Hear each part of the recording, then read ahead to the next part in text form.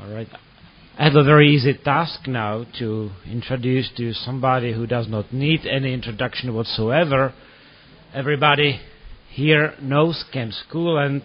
He's an ISIL Director who teaches economics at HPU, Hawaii Pacific University in Honolulu. I was fortunate to meet Ken Schoolland a few years ago, and he was such an inspiration for me that I translated his famous book, The Adventures of Jonathan Gullible, into the Czech language. First I thought I'm actually a very unique person to be, a translator. Then I learned that the book got translated into 40 other languages, so I'm not that unique actually.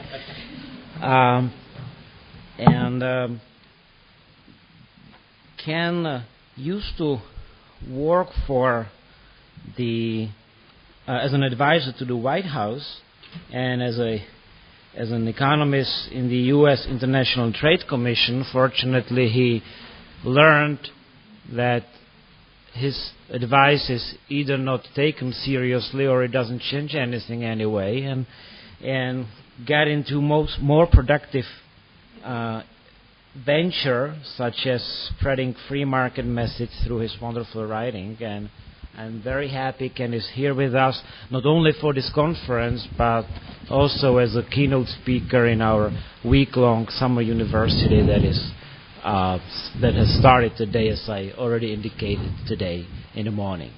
Ken, please take the floor. Thank you very much, Joseph. Yeah. Is this on?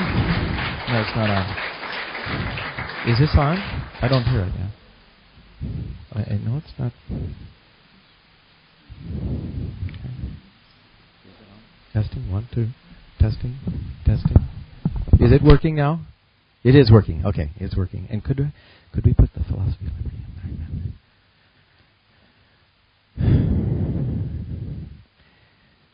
there? Oh, and this thing here too.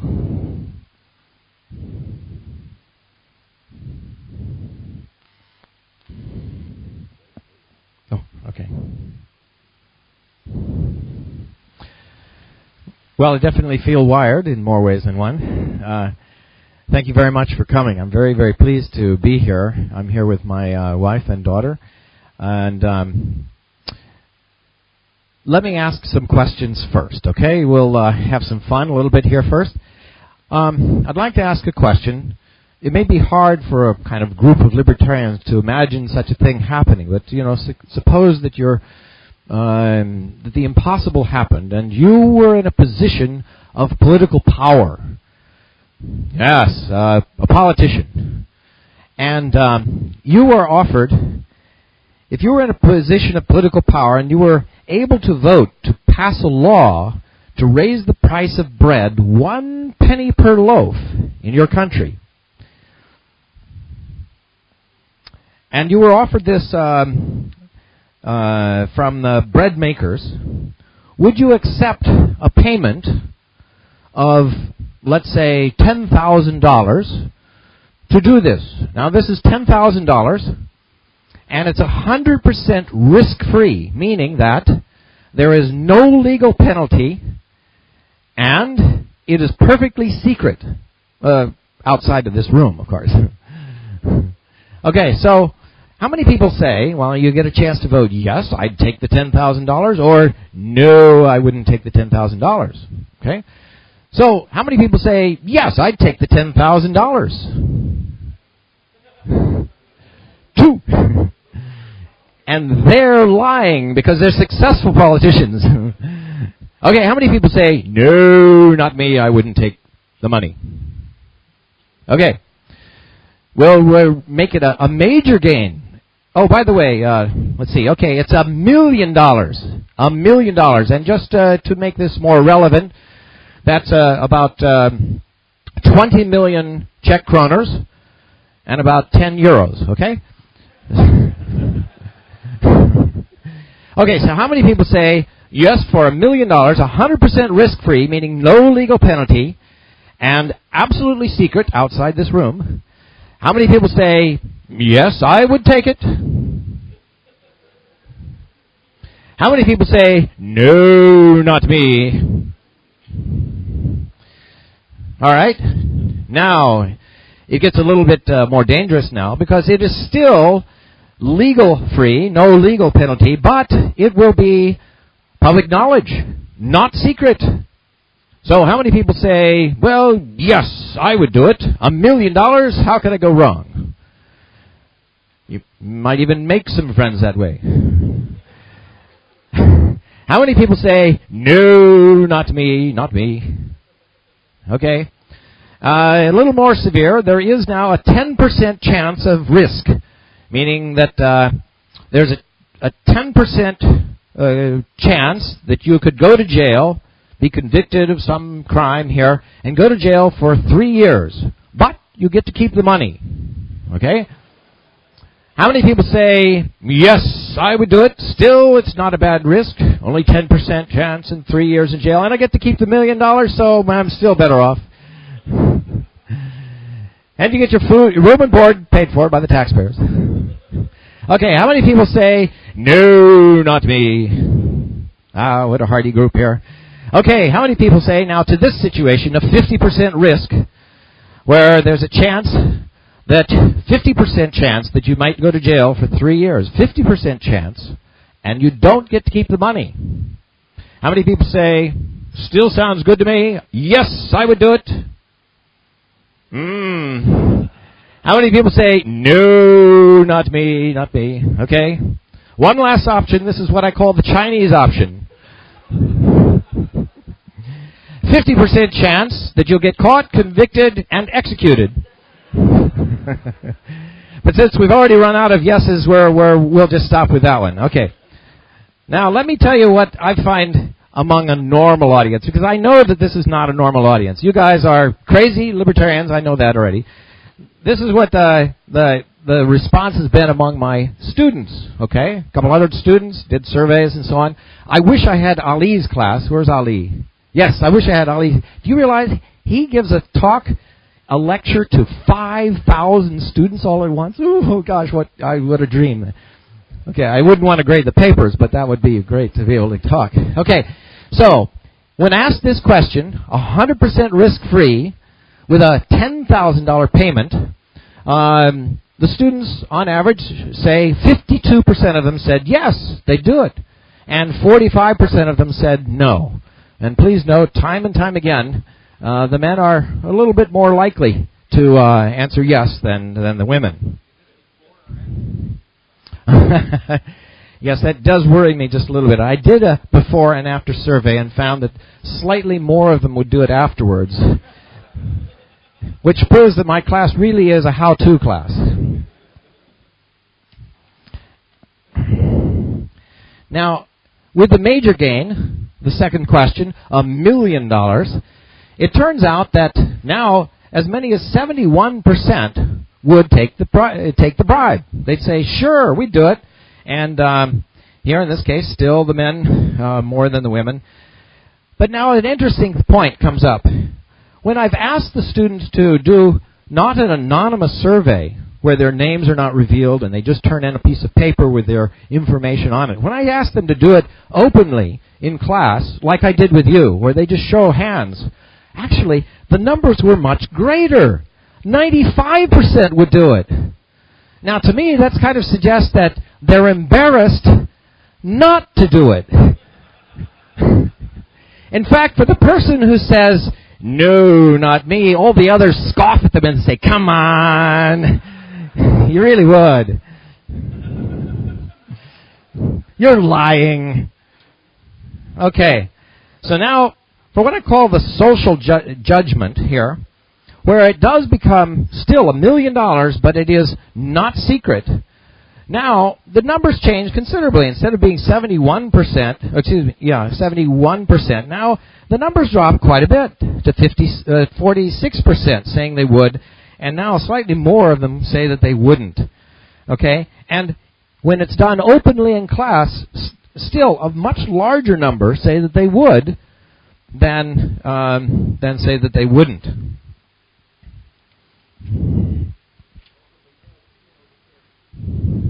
Yeah, oh yeah, yeah. That's right. Okay, so then, now, what I call the physical judgment, if there's actually the risk of something physical happening to them, it's 90% risk-free, 10% chance of 3 years in jail. It's not secret, and they get to keep the money. Okay, now only 17% will do it. Because the risk of going to jail, well, that's pretty serious. I'll explain in a minute some of their responses when they were asked to explain. And quite a number won't. Yeah, that's right. The women really don't like to go to jail.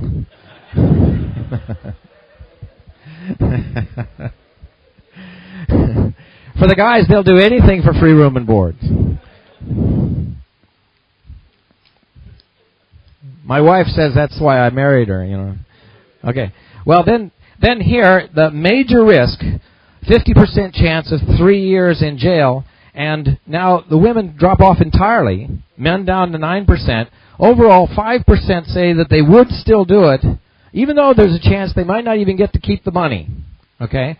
And in the open class, it's not so much different than that. Now, I do go beyond that, and I ask them the point, 50% chance of execution, the Chinese option, and at that point, none of them are willing to do that, even though I tell them they can keep the money, okay?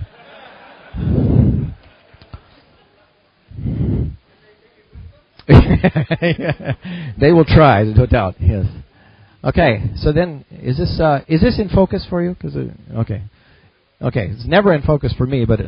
Okay, so then I ask them, to explain. And you get some very, very interesting responses here. Well, yes, as long as it's just 1 penny per loaf. Okay, they think of it as, that's all that it's going to cost. It's a very small thing for all of you and all of the people in my country. It may amount to $2 billion over the year for all of the consumers, but they only think of it as the 1 penny per loaf. Okay, so in that case, it's minor for you and big for me. I could get $1 million. Yes, $10,000 would greatly help me pay my tuition. Okay, that's the... Yes, $1 million would help my family. Yes, I could donate it to charity. Yes, I'll take that's just the usual tax process, I'll take a little bit from everybody so I can give it back, some of it back to you.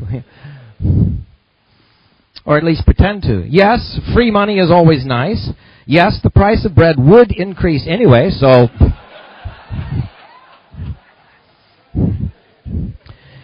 If I don't do it, somebody else will. Which is the most obvious reason. They see all these other people raising their hand for 10,000. Well, I'll do it for 5.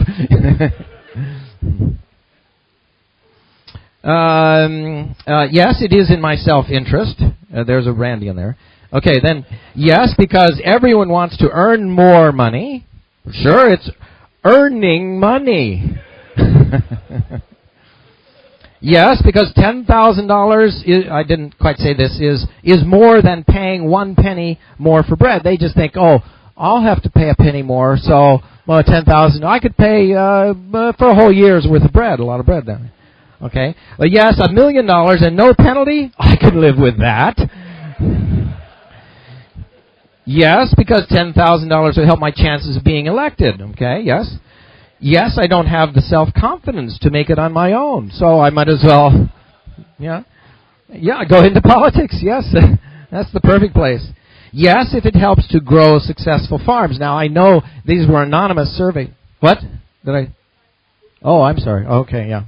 If it helps to grow successful farms. Now, these were anonymous surveys, but I know that this came from Katie, who was from a farm family, and we fought throughout the whole class about farm subsidies, so I know that was her answer. That one.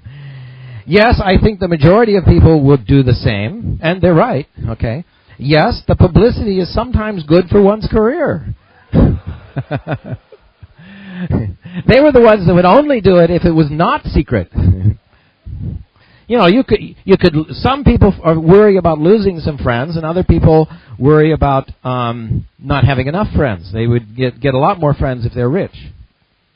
Okay, so then, of course, we're always in this dilemma here. What I will refer to as the the fallacy that a lot of people feel when they're going into thinking about politics or any action in life.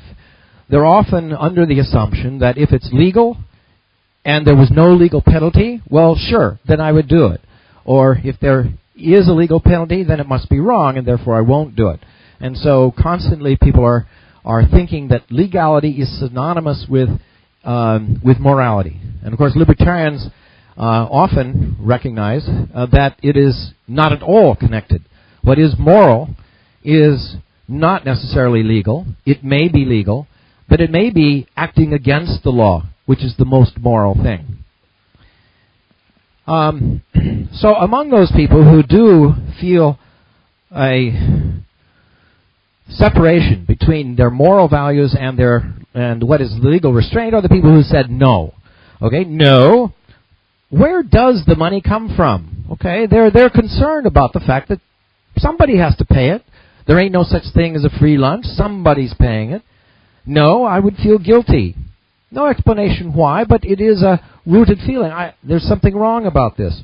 No, it's not ethical. Well, I like that one. No, it's helping farmers to take money from others.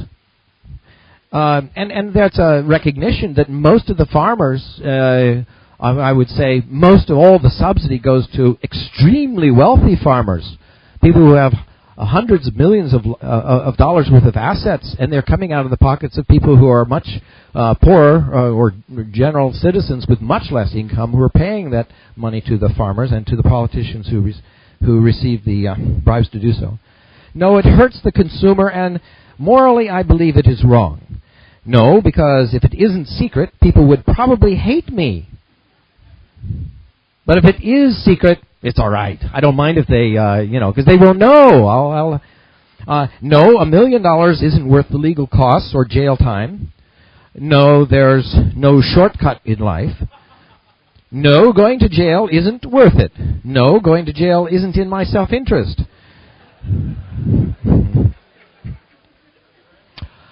That was a smart one. No, I don't want to be responsible for bread prices going up. No, jail sucks. No, if there's a chance of going to jail, I don't want to do it. And no, because it only benefits the farmers, not the consumers. But there were a lot of mixed opinions. Actually, there were a lot of people who wouldn't in some cases and who would in others. Actually, most of the people wouldn't in some cases and would in others. Okay, so here are these rather interesting examples. For $10,000 I would, but not for $1 million because it's too much and I'd feel bad.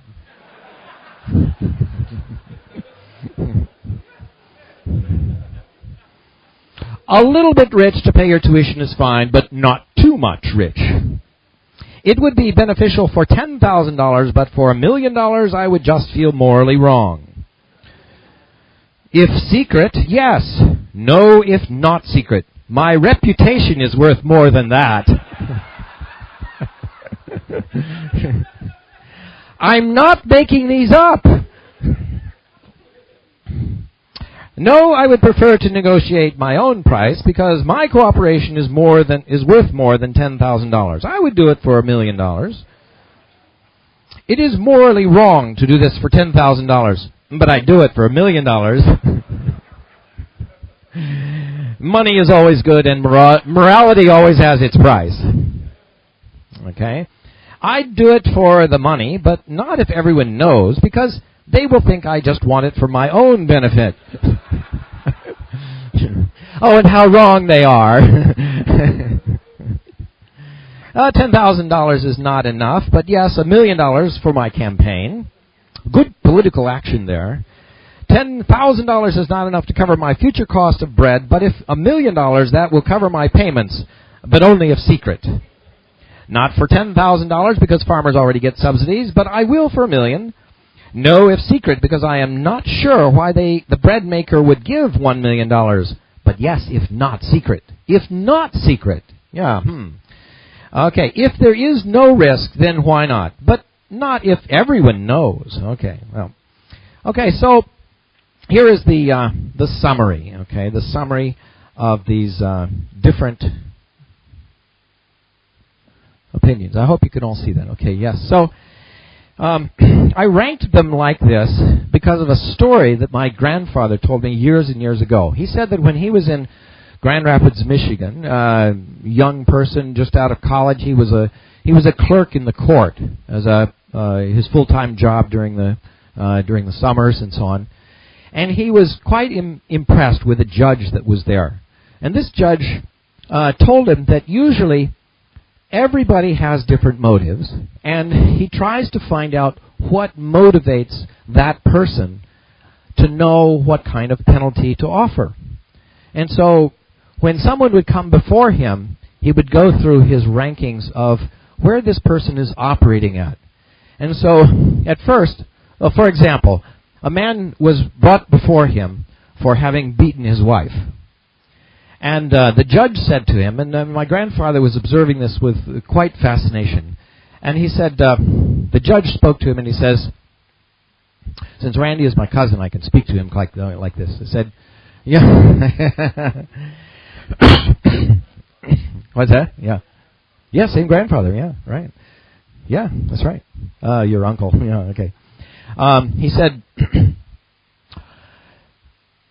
now, you have beaten your wife very severely. Don't you feel that she has a right not to be harmed by you? That she is a live human being that deserves her own life?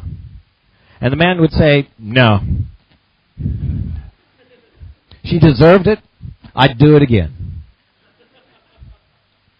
Well, you know, it should be a very, very great embarrassment to you personally that you, a big burly man, would beat up on someone who is weaker, and that you've pummeled her, given her a black eye, a broken arm. I mean, you, a big, strong man, should be above that. Yeah. So, she deserved it. She knows what to expect. Well, aren't you embarrassed about what your friends and neighbors think of you beating up on your wife? She's kind to you. She does things for you. She's your family. Aren't you embarrassed? No, I don't care what they think. It's none of their business anyway.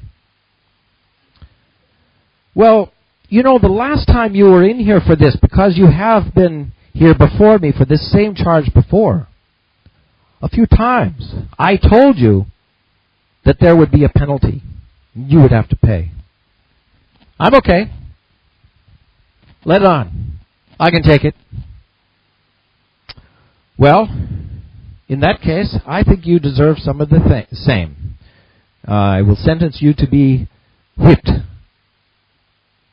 And at that point, my grandfather saw the man's eyes get as big as pancakes, and he just said, "What? You can't do that to me. I've seen those guys get away." No, he suddenly reacted. And the judge had gone through all the levels of morality, you might say, or consciousness, or restraint, to reach the level at which this guy was operating.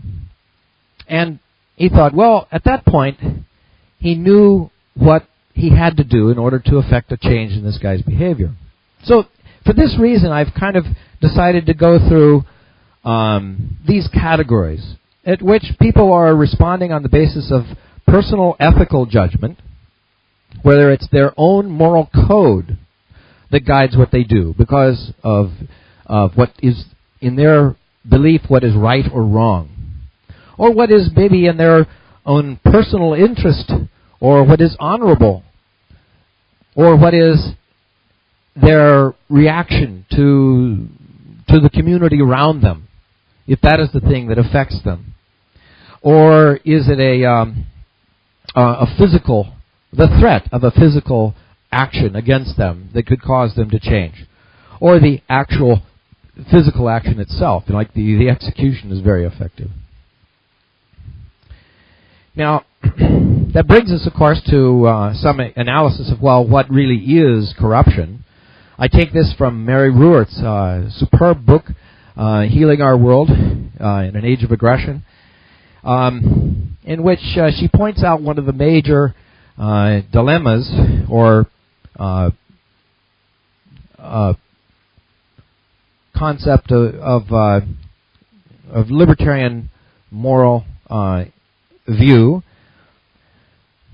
And maybe it's a little bit different than what the dictionary definition might be. For the dictionary, corruption is said to be a lack of integrity or honesty, especially susceptibility to bribery, the use of a position of trust for dishonest gain. Now, this could be in the private sector or in the public sector, a position of trust for personal or private gain.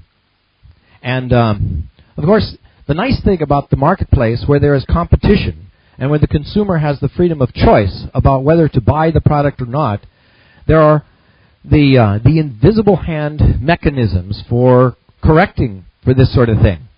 In other words, every employer knows that they have a strong motive to get rid of an employee who is doing this, who is taking something for personal gain that is supposed to be for the company's action. And so if somebody does that, the company itself has strong motive to find out, to develop systems, controls, and checks on anybody that would be acting in this manner that jeopardizes the action of the company as a whole. Because by not doing so, they jeopardize their cost advantage or their quality advantage vis-a-vis a consumer that can choose not to buy their product but can choose to buy from a competitor instead. So they have strong internal incentives to do this. Not necessarily so in government. Now, government agencies and government officials often devise rules for themselves to put up a check against this because, for the most part, people don't like the idea of bribery. I can just ask in here, how many people think that bribery of government officials should be illegal?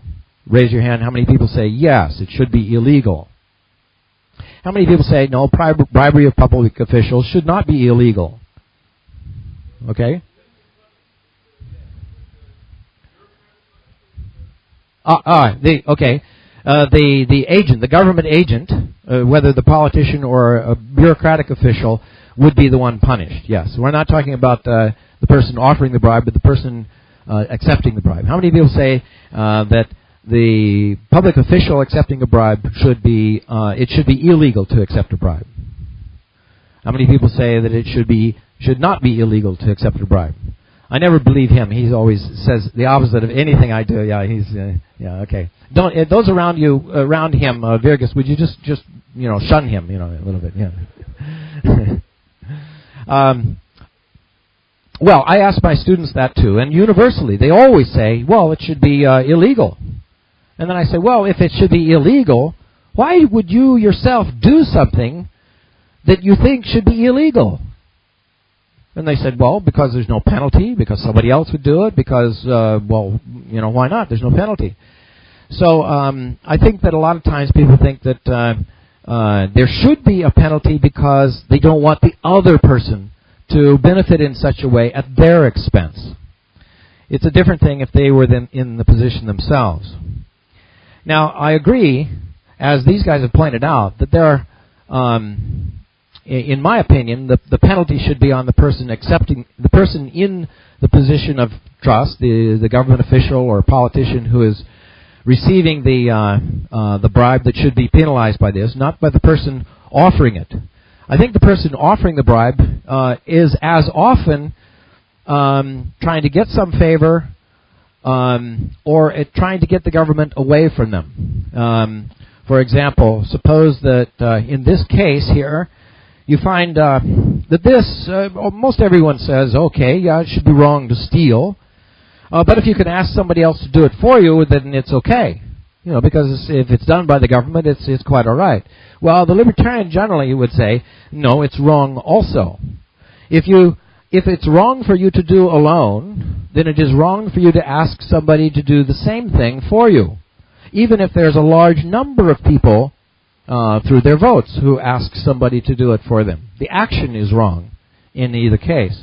But if this person is a lobbyist or a contributor to a campaign or just making an under-the-table payoff to some public official to take from this person then I think it's perfectly legitimate for this person to also get in the game of paying the bribe or the payment or the contribution, whatever, to defend themselves. They are simply making a defensive action. This is an aggressive action. This person may then say, no, I'll pay you not to take my money or to leave me alone or to remove your regulation.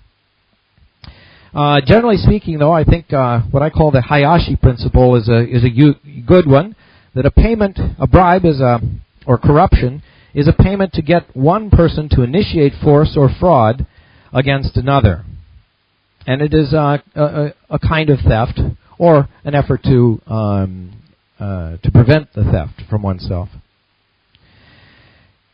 Well, why is this important? I think it's important for a lot of reasons. I think from the practical point of view, it's extremely damaging to countries to tolerate high levels of corruption. Let me cite the Economic Freedom of the World Index of the Fraser Institute. Well, what you said, Jacques, about these slides is perfectly true. They do slide. Where there is a high degree of economic freedom, there is a high degree of wealth, a greater amount of wealth that is produced, and a greater degree of growth in countries around the world. And this was indicated in this chart showing the high levels of economic freedom. There's a higher amount of wealth that is produced, and when there is less economic freedom, there is much less wealth that is produced. Growth rates are also higher where there is greater economic freedom.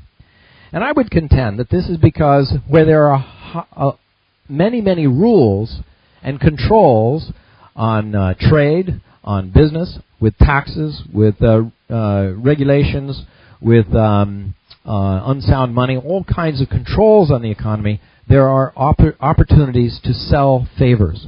Because every rule or tax or trade barrier is an opportunity to sell an exception to the rule. And that is worth a lot. The more valuable the favor, the more valuable the payoff. Anyone with the power to hand out these favors also has the power to get enormous benefits to themselves. And there is no better investment anywhere in the world than a well-placed politician. No one pays us bribes because we don't have power. Everyone pays a lot of money to the people, the politicians and bureaucrats in positions of power because they have lots of valuable favors to sell. And no matter how many rules and regulations they set up with the pretense of regulating payoffs and bribes, I would contend that they who make the rules for themselves will always find ways around these rules and regulations so long as they have valuable favors to sell. And this correlation of economic growth and the benefits of growth in the long run can be vividly illustrated here in this chart that comes from Rigoberto Stewart's book on Limon Real, in which he talked about the importance of growth to countries. That you can take these countries, for example, of Latin America, where there are high degrees of corruption, and these countries of Asia with low levels of corruption, and what has happened to them in the past 50 years. In 50 years, 50 years ago, in 1950, all of these countries of Latin America had as much or more wealth per capita than the countries of Asia, these countries, the tigers of Asia. In fact, they were considerably better off. People would have thought, gee, if you wanted to be anywhere in the world at the time, a low-income country with great promise and future because of all the oil wealth, well, the first place you'd want to be would be Venezuela because they had so much oil. And the next place would be Mexico. They were rich and prosperous compared to these other countries. And yet in 50 years, the growth rate meant a lot to the people in these countries. In Brazil, and maybe they grew 3.5 times as much wealth per capita in Brazil. In Costa Rica, maybe 4 times as much wealth per capita. One of the stars of Latin America. Ecuador, maybe 2 times as much wealth per capita in 50 years. And in Venezuela, almost no change in 50 years. But what happened in South Korea? South Korea, 20 times as much wealth per capita in 50 years. In Hong Kong, almost 25 times as much wealth per capita. In Singapore, almost 30 times as much wealth per capita. In Taiwan, 20 times as much wealth per capita. Growth matters a lot. So when we're talking about corruption, we're not just talking about the penny extra cost to the loaf of the bread. We're talking about a whole string of other things that are set in motion.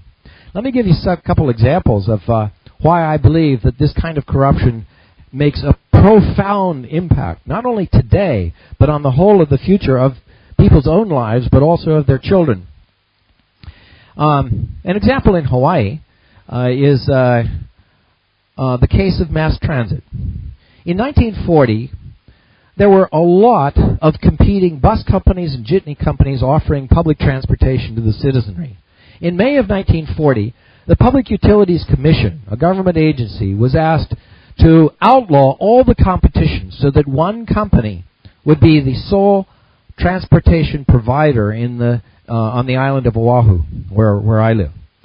And at the meetings, the hearings that were being held beforehand, the public came out and crowded the room, all in favor of the Rosecrans bus company, the competition, and many of the 7 jitney companies, all saying they offer us better prices, better service, more innovation, friendlier service. They go further up the valleys, further up the hillsides. They go later at night. They carry kids' strollers, which the Honolulu Rapid Transit Company didn't do.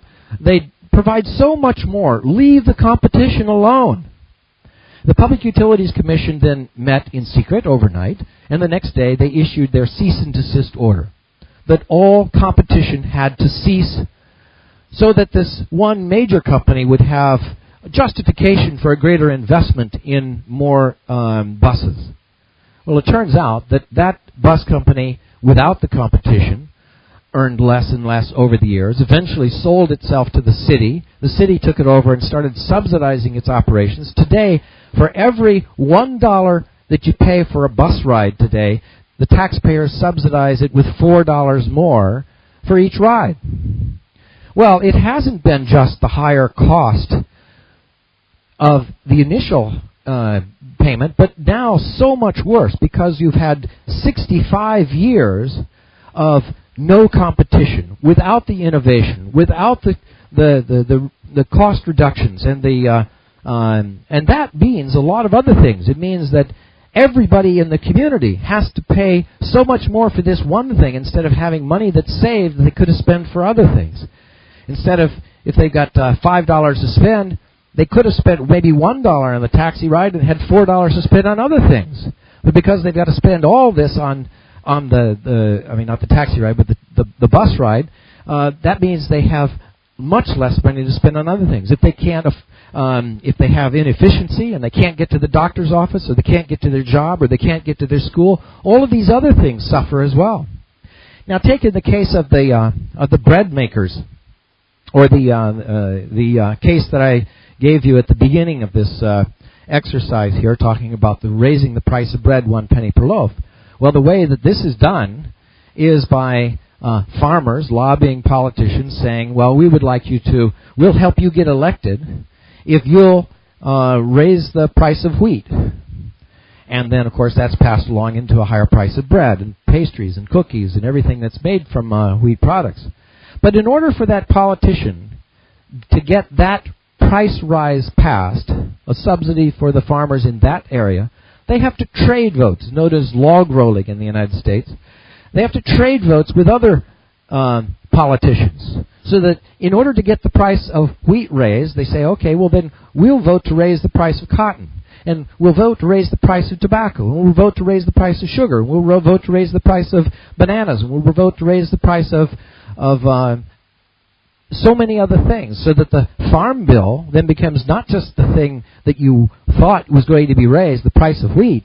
It's all of the other things that got their prices raised in order to to get enough votes to pass that legislation. And then what happens? That means that with one of those restrictions to raise the prices of trade barriers, it means that that other countries suffer as well, and then they retaliate against your own country, and companies decide they can't afford flour in the United States, and they move abroad to Canada, and people lose their jobs, and people have the things mount into enormous reverberating consequences throughout the country. Resources, land, labor, and capital resources then are devoted to the raising of one crop instead of other crops or other products like housing or soybeans or something else they could have been raising. I think that one of the tragic things is that for third world countries it means a loss of investment. Where there's a great deal of corruption, investors don't want to go there, and so it retards their development. But the same can be true in any developed country as well. If there's more corruption and you don't feel like you're part of the system, then good entrepreneurs and investors then go where the opportunities are better. It also rewards the politicians who are most corrupt. Now, I asked my question to the students, who is more likely to win an election? An honest politician or a dishonest politician? Well, it's unfair to ask this group here, but but when I asked that of my students, they all agree that the person who is more likely to get elected in a campaign is the person who's the dishonest politician, and that's borne out by some of the public opinion polls that have revealed that the general public's opinion of politicians is pretty low. For example, in this one survey of the honesty and integrity of people in different professions, the politicians ranked pretty low, down here just slightly above prostitutes and car salesmen. It does a disservice to prostitutes and car salesmen because they don't use force. I also have to mention that in going back to this survey, the Transparency International does a survey of the degrees of corruption that are perceived to be in different countries of the world. And they rank countries as high, having very little corruption, or they rank countries as very low, with a low number having more corruption. And, you can pick out your country as you wish. But you'll notice that I put a little A here by the Asian tigers. Now, all of those countries now are much higher on the list than the Latin American countries, that except Costa Rica here. But the subsequent year, Costa Rica dropped down here to just below the Czech Republic, so everybody in the Czech Republic could feel better about that. But in any case, now all of the Asian countries rank higher on this ranking of corruption, meaning they have less corruption than the Latin American countries. And I would say that degree of corruption is something that has been probably the biggest obstacle to growth. And the corruption follows all of the rules. The rules are put in place in order to sell favors as exceptions. Now, in these countries that of Asia, they rank high on there because I suppose they have less corruption. There are some other countries here that rank very high. The Scandinavian countries rank very high on this as having low levels of corruption. But I would suggest maybe my definition of corruption is much, much broader than that.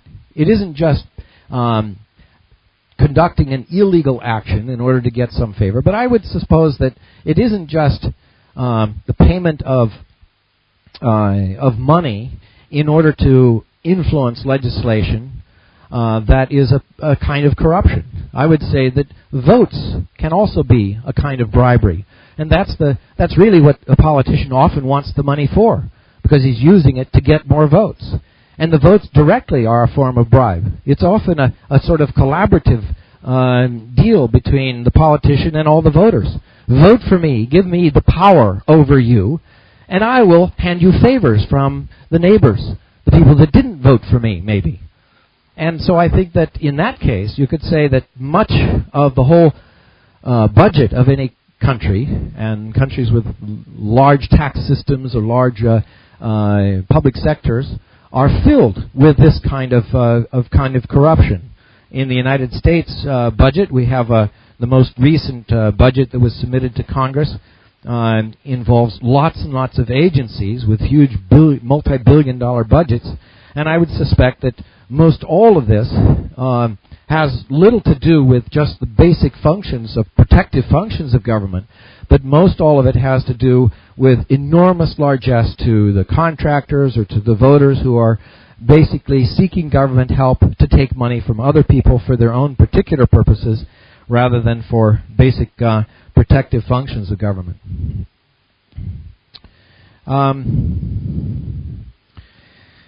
Well, what to do about all this? I've talked about various constraints, and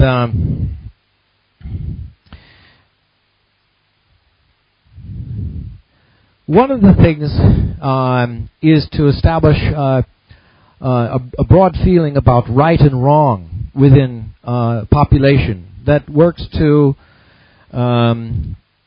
reduce the likelihood of someone trying to abuse positions of authority and take wealth and power from some and give it to others. I'm kind of an optimist. I think that it's worth pursuing. I'm not giving up. I think that this sort of thing, the world has lots of corruption, but it isn't insurmountable. And I'm an optimist about the things that we can accomplish with it. I think that establishing a moral code is useful for helping to, especially young people, to develop the purpose and reason for having a moral code is a very useful and valuable function. I think that it serves an interesting effect on other people as well. To give an example of this, let me suggest a study by Solomon Asch in the 1951, following World War II. Solomon Asch was one who was trying to analyze group behavior and the impact of the dissident. And he was trying to do this because he was trying to find explanations for great cataclysms like World War II. And so he devised an experiment to see what is the impact of social conformity. He gave people a number of examples, a number of research suggestions, but in one case he said, okay, we've got 3 different lines here. And there's another chart over here with a line of a length that is the same as one of these 3.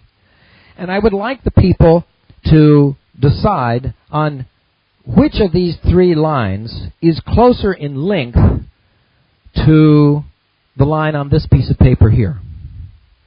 And so, well, when someone was asked this without any outside influence to make a judgment about which of these lines was closer in length to this one, 99% of the time they chose number 2 because they were making their judgment on their own vision and their own judgment of reality. But then take another circumstance where he had 6 people in a room who were instructed beforehand, secretly, to say that number 1 here was really the one that was closest in length to the line on this piece of paper. And then we'll bring in the subject and see what they say after they're met with all of this group influence telling them number 1's the closest. And it turns out that many fewer people trusted their own judgment. They tended to go along with the group. Even though there was a 7-inch longer distance, it didn't matter really the length of this other line. Still, a very large number of people would go along with the group. Afterwards, when they were told, well, that's not that at all. Why did you go along with the group? And some of them said, well, I actually got to believing that they had to be right. The group had to be right. Or, well, I didn't trust myself. Or, I knew that they were wrong, but I didn't want to go against them. then he injected a dissident, someone who would say, okay, yeah, good, thanks. Someone who would say that this line number 2 was actually closer, or even number 3. It didn't matter whether this dissident said 2 or 3 was closer in length to that other number. All of these people said number 1, but one dissident was there challenging them to think for themselves. Don't go along for the group.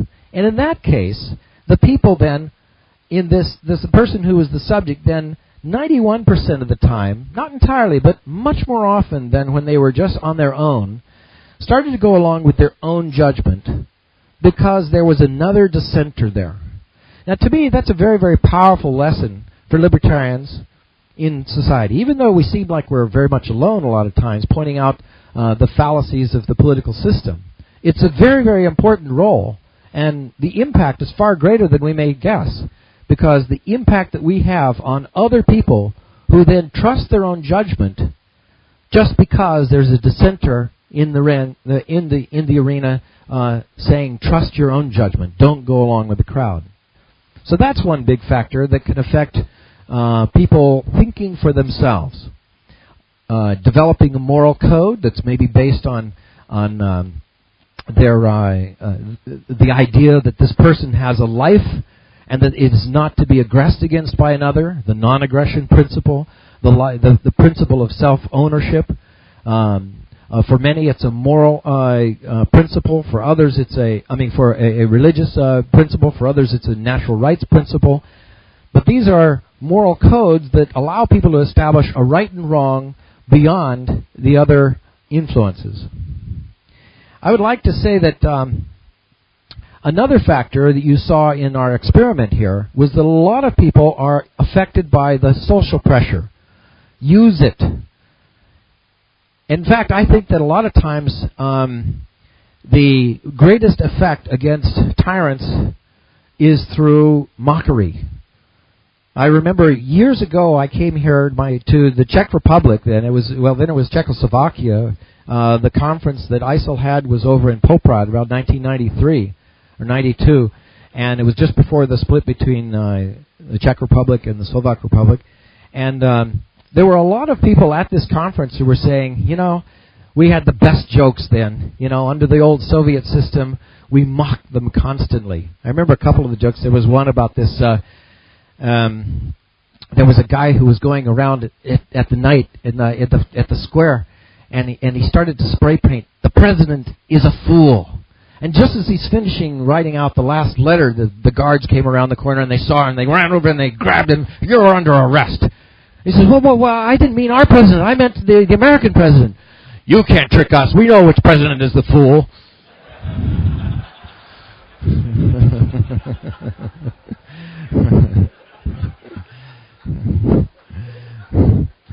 I'm sure that many of you know many of the jokes that were told in those days, and it's the most effective way of undermining the president. I can just remember several of them, but one more that is slightly unpleasant. Kenley, please close your ears here on this one.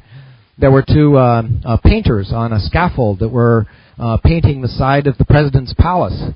And one of them really had to go to the bathroom, and he couldn't wait. But he didn't want to take all the time of lowering the scaffold down, so he just put out a piece of paper and relieved himself there.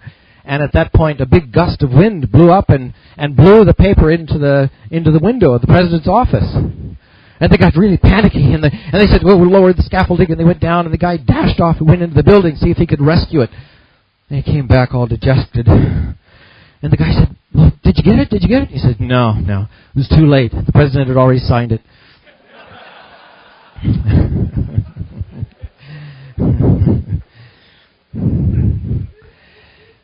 Now, ridicule can really work. There's a recent book in the United States called Freakonomics. An economist named Stephen Levitt has written about how to undermine the Ku Klux Klan. Now, for those of you who aren't familiar, the Ku Klux Klan, the KKK, is an organization that fights, that is a very racist organization, and they are always trying to terrorize the black community.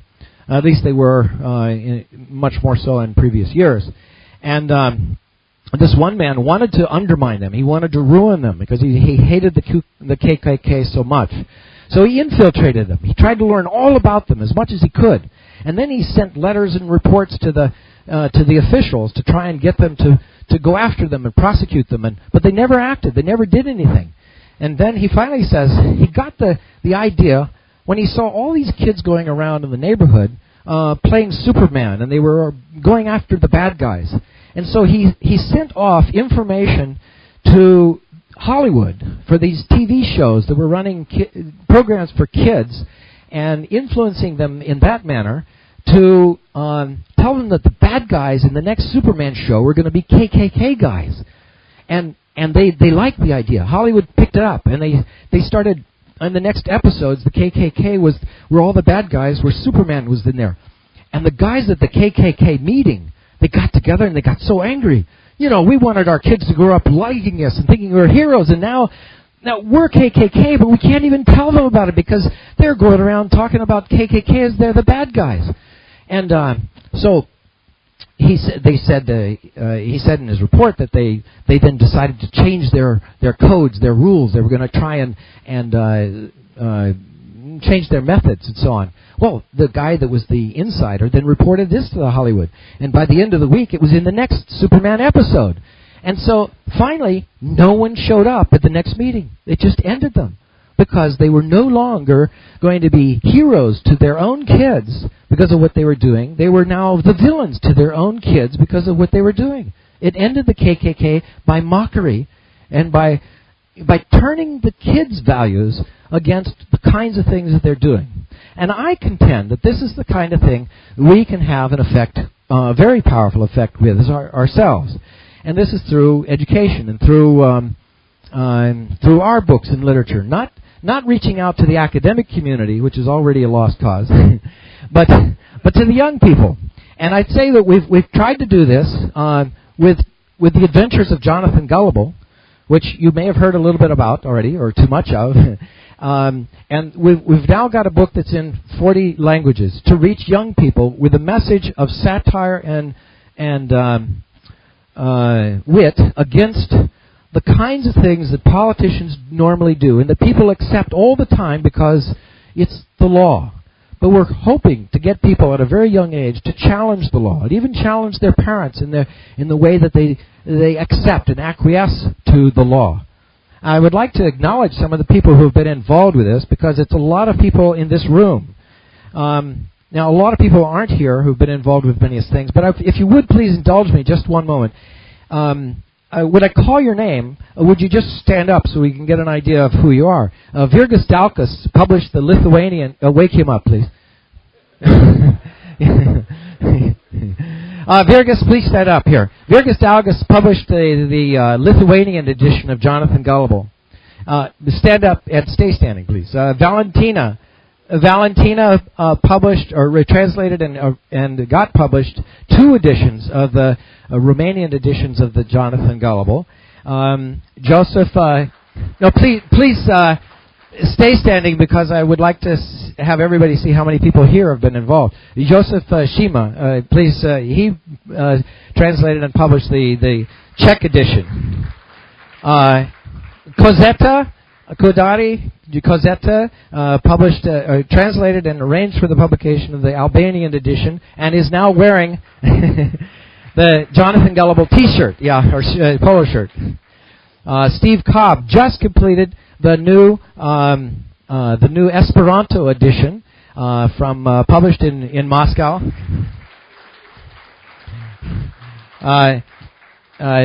Jeanette Eldridge is stay standing, Steve. Yeah, okay. Jeanette Eldridge back there is the one who did the UK commentary edition. She pushed and pushed and pushed me for a year to work on this commentary edition, which has now been made in Sinhala in Sri Lanka and in India in 2 languages, the Bengali and English languages editions in India. And that copy of her book is back there. And she also is preparing a game, the Jonathan Gullible board game, and prepared the design for these shirts that we have here. Okay. A great acknowledgement must go to Vince and Jim of ISIL, because it's through them that we've been able to collect a lot of the funds for sponsoring Jonathan Gullible projects. Sometimes they've been published by publishers in these countries, but a lot of times donors have been able to contribute to this. Would you join the crowd? And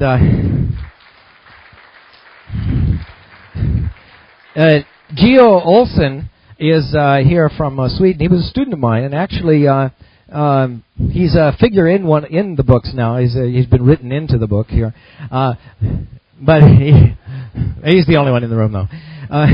And he was the one that introduced it to Milton Friedman to get the endorsement that's on the cover of the latest edition. Thank you, Geo. And Yaroslav Romanchuk, he has posted the Russian edition on his website. I don't know if it's still there, but it was for a long time. Mario, could you? Yeah, he's the one that is doing now the philosophy of liberty animation. That could you start that? Yeah, the philosophy of liberty animation. It was in 4 languages. It was originally produced by Carrie Pearson, who sadly passed away at age 41, a young guy. So that shows you how hard the work is here. And but at any rate, the source files have now been re-engineered by Mario, and he's now got it up to 8 languages now, including the Esperanto edition, the Russian edition, and Danish and Dutch, and with 12 more languages in the queue. And Jose Fernandez has used the book in his outreach to high school groups. Jose, where are you? Okay, there, over there. And Jacques de Ganin helped edit the French translation that was done by Louise Ziska. Jacques and Henrik. Henrik, where are you? Henrik also worked on the Swedish translation. Suzanne has helped to find a publisher for the Swedish translation. Please stand. And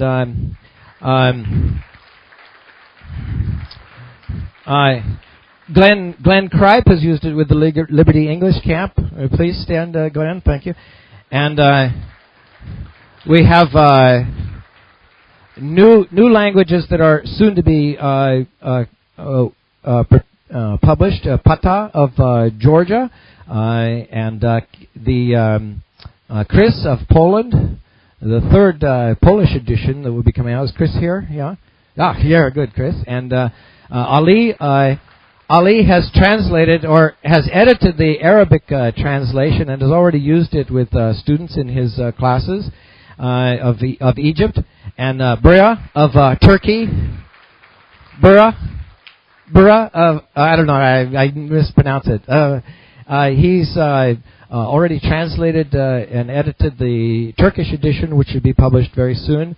And Bachatun of Mongolia. Where are you? There he is, sitting over there. Okay, he is preparing a Mongolian translation. And discussion has been done with Rahim to do a French edition. We're working on that and everything. So in any case, I wish to thank you all very much for your assistance with this Jonathan Gullible project.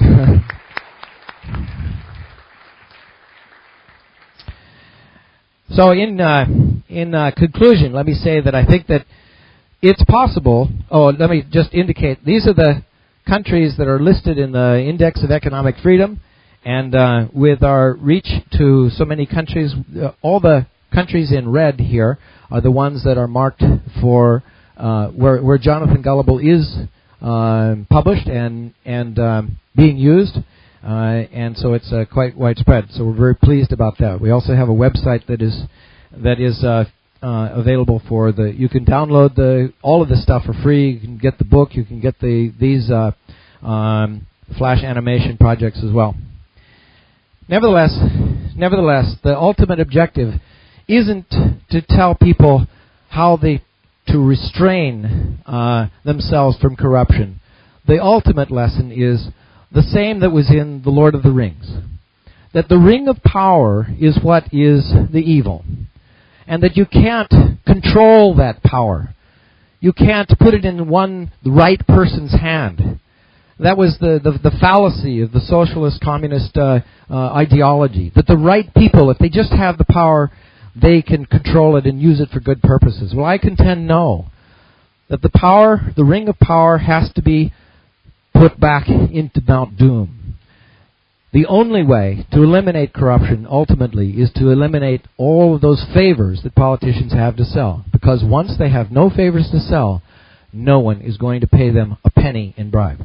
Thank you very much. Yeah.